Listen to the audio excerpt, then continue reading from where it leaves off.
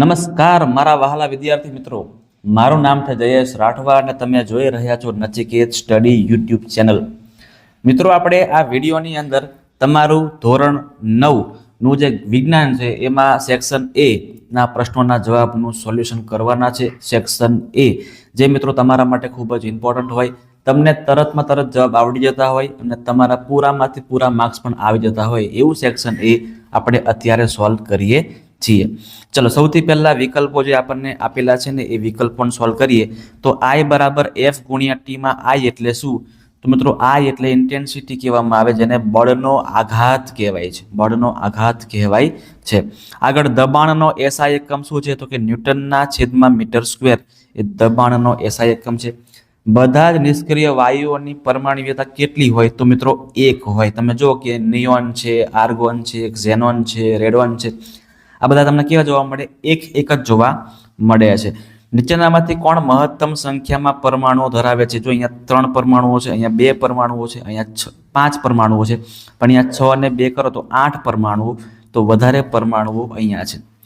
સોડિયમની રાસાયણિક સંજ્ઞા ખાલી જગ્યા છે તો કે Na, એમાં N મોટો હોવો જોઈએ અને એ નાનો હોવો જોઈએ, એટલે Na નેટ્રિયમ પરથી આવેલું છે.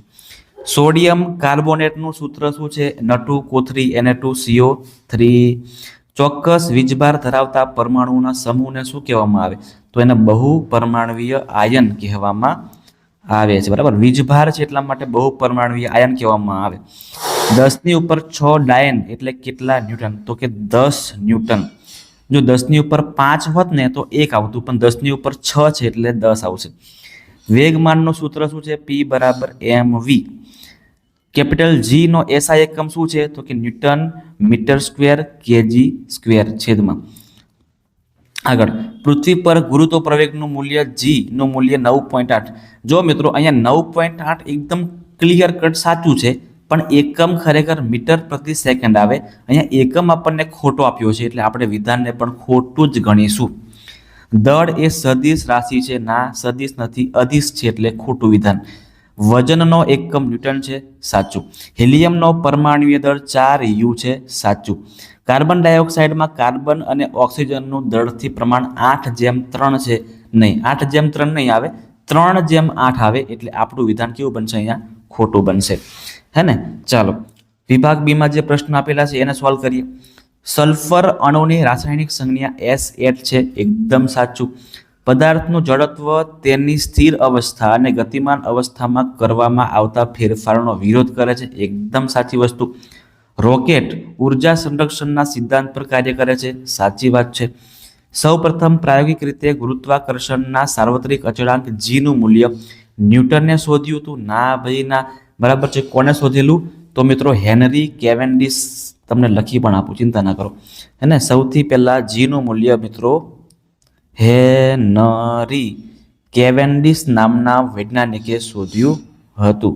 હે ને? હેનરી કેવેન્ડિશે શોધ્યું એટલે ખોટું વાક્ય આપણું થશે. ચાલો, હવે જોઈએ છે એક વાક્યના શબ્દના જવાબ છે. જ્યારે કોઈ પદાર્થને આપેલ પ્રવાહીમાં અંશતઃ કે સંપૂર્ણપણે ડૂબાડી દેવામાં આવે તો પ્રવાહી દ્વારા પદાર્થ પર ઉત્પ્લાવક બળ કઈ દિશામાં લાગે છે? તો ઉપરની દિશામાં પદાર્થ આવશે.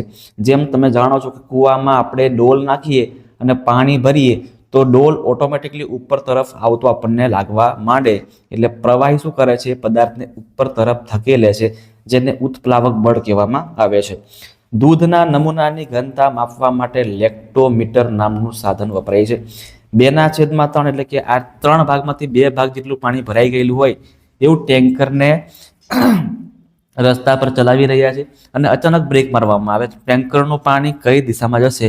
તો આગળ તરફ વધશે. આપણે જાણીએ છીએ કે પ્રવાહી પણ ટ્રકની સાથે સાથે આગળ વધી રહ્યું હોય તો જેવી બ્રેક મારવામાં આવે તો ટ્રક અટકશે, પણ પ્રવાહી નહીં અટકે, એટલે પ્રવાહી આગળ તરફ જવાનો ટ્રાય કરશે. સમાન આકાર સમાન કદ ધરાવતા એલ્યુમિનિયમ, સ્ટીલ અને લાકડાના બનેલા 3 નક્કર પદાર્થો પૈકી કોનું જડત્વ વધુ હશે? તો કે જેનું વજન વધારે એનું જડત્વ પણ વધારે. 2 પદાર્થો વચ્ચે લાગતું ગુરુત્વાકર્ષણ બળ કઈ બાબતો પર આધાર રાખે છે? તો અંતર અને દળ, આ 2 વસ્તુ પર આધાર રાખે છે. અને ત્યાર પછીનો પ્રશ્ન, સંયોજકતા એટલે શું?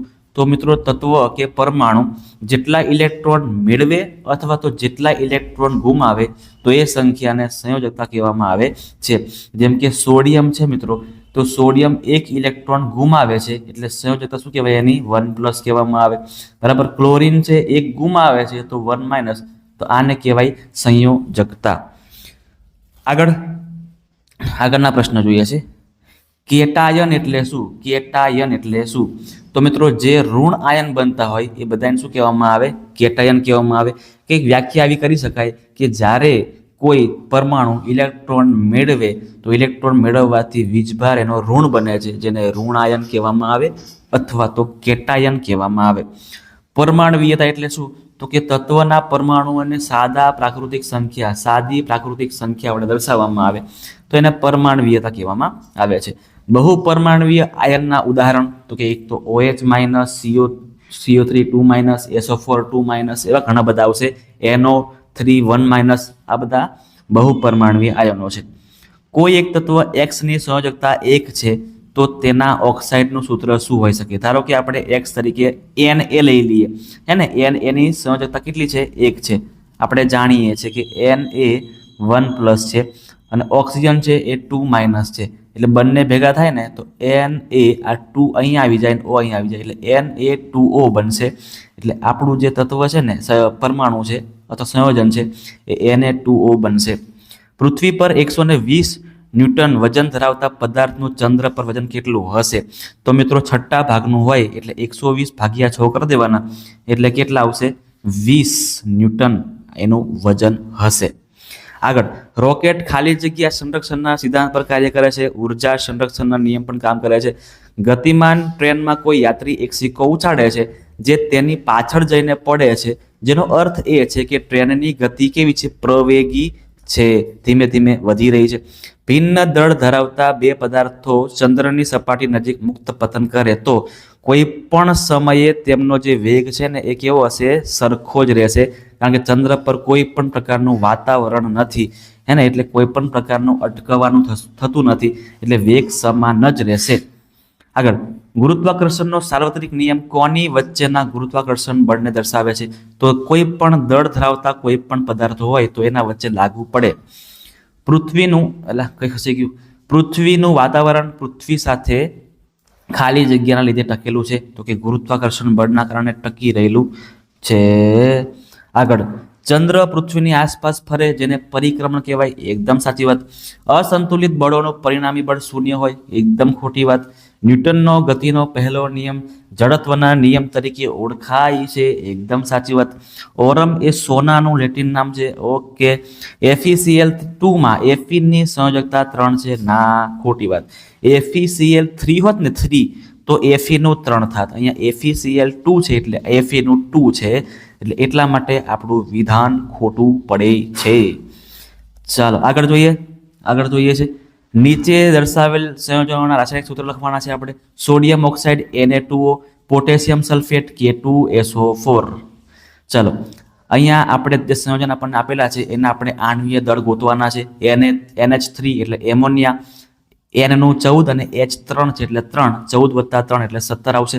અહીંયા H2 છે એટલે 2, સલ્ફર 32 આવે અને ઓક્સિજનનું 16 એટલે 16 ચોક 64, સરવાળો માંડો એટલે 98 તમારો જવાબ થાય. પિક્ચર પૂરું. ન્યૂટનની ગતિના બીજા નિયમનો સૂત્રનો ઉપયોગ કરીને પ્રથમ નિયમને ગાણિતિક રીતે મેળવી. અહીંયા આપણને આપેલું છે F = ma. પદાર્થ પર લાગતું બાહ્ય બળ 0 હોય તો સિમ્પલ છે મિત્રો કે F બરાબર બાહ્ય બળ કેવું છે? 0 થઈ જાય તો ઓટોમેટિકલી M અને A પણ કેવા થઈ જશે? 0 થઈ જશે. અત્યારે M ને ગોળી મારો, ખાલી A આપણું થઈ ગયો 0 થઈ ગયું, મતલબ કે પ્રવેગ છે જ નહીં.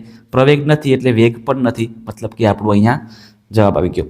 પૃથ્વી તથા તેની સપાટી પર રાખેલ કોઈ પદાર્થ વચ્ચે લાગતા ગુરુત્વાકર્ષણ બળનું મૂલ્ય શોધવા માટે સૂત્ર F = G m(d²). અને છેલ્લો પ્રશ્ન, વજન એટલે શું? તો પૃથ્વી દ્વારા લાગતું ગુરુત્વાકર્ષણ બળ, જેને વજન કહેવામાં આવે, તેનું સૂત્ર છે W = mg અને SI એકમ છે ન્યૂટન. ક્લિયર? આ હતા આપણા ધોરણ 9 વિજ્ઞાન વિષયના ટૂંકા પ્રશ્ન, એક વાક્યના પ્રશ્ન, એને હેતુલક્ષી પ્રશ્ન કહી શકાય. સેક્શન A ના પ્રશ્નો સોલ્વ આપણે કર્યા. તમને મિત્રો વિડીયો ગમ્યો હોય તો વિડીયોને લાઇક મારી દેજો, તમારા મિત્રો સુધી વિડીયોને શેર કરી આપજો, અને જો તમે ચેનલ પર નવા છો તો ચેનલને સબસ્ક્રાઇબ પણ ખાસ કરી નાખજો.